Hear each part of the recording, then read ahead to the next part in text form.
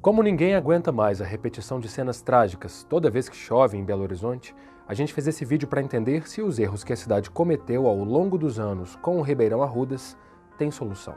O transbordamento das águas do Arrudas provoca sempre imagens impactantes, com resgates cinematográficos, cenas lamentáveis e muita revolta. E não é para menos, né? É difícil achar uma notícia mais velha do que essa. Olha só essas imagens. São dos anos 1970 e 1980, no século passado, quando houve registro de ao menos 7 grandes enchentes. O problema é que estamos em 2020 e pouca coisa eficaz é feita.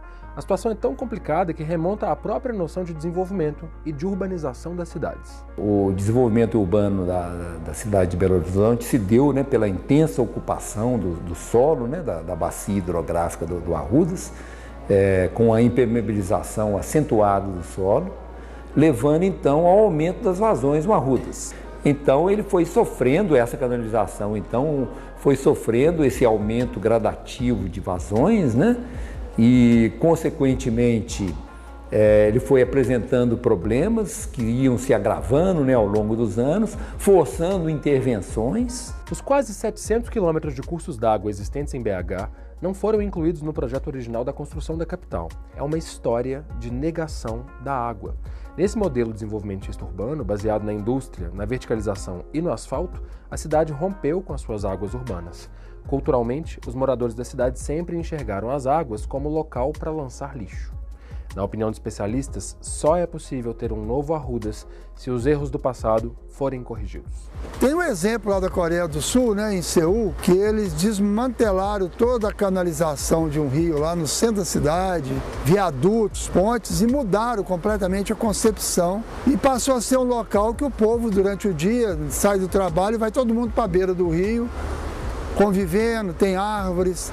E o trânsito que andava lá passou a atravessar o rio através de pontes. A concepção antes era ter a via rodoviária beira-rio, que é uma visão errada.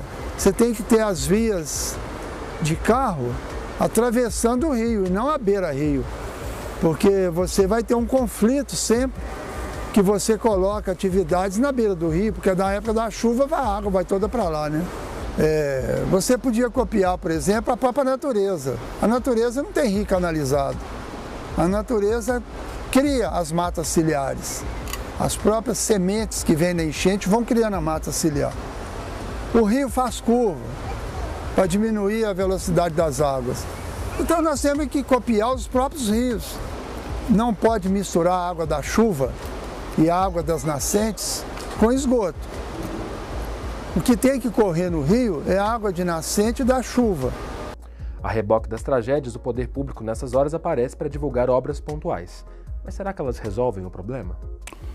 A chuva que caiu em Belo Horizonte ontem é chamada tecnicamente de chuva de 1000 anos, ou seja, 102 milímetros em 40 minutos. Ela acontece estatisticamente em cada 1000 anos.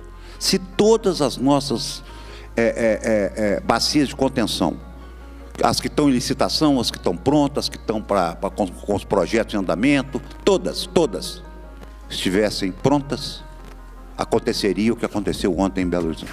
Belo Horizonte tem mais de 90 pontos de inundação já identificados e diagnosticados pelo poder público. E essas obras pontuais, elas vão oferecer um resultado imediato, mas elas não são consistentes a médio e longo prazo se a política de desenvolvimento da cidade não for alterada.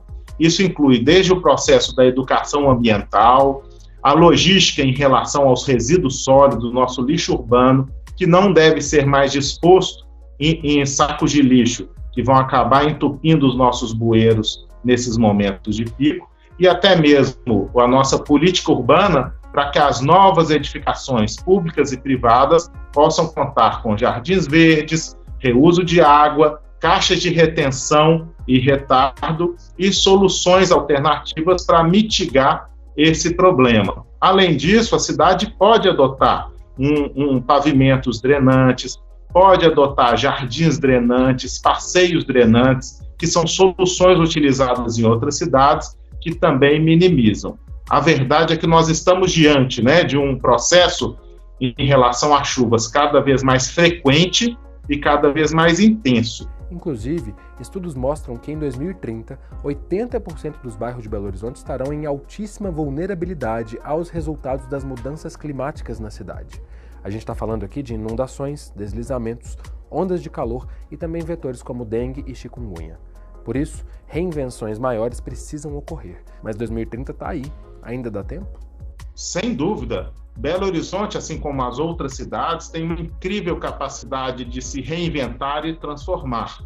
Então, Belo Horizonte pode começar a implantar os seus jardins drenantes, os seus corredores ecológicos, renaturalizar alguns cursos d'água, implantar uma política urbana efetiva para a retenção de águas de chuva e uma política integrada que possa lidar com esses eventos de maior frequência e intensidade. E a tecnologia também pode ser um bom aliado na medida em que oferece sistemas de detecção e de alarme para que as pessoas possam se preparar também e se mobilizar para reduzir tanto os estragos quanto as perdas de vida. Para mais vídeos como este, acesse o nosso canal.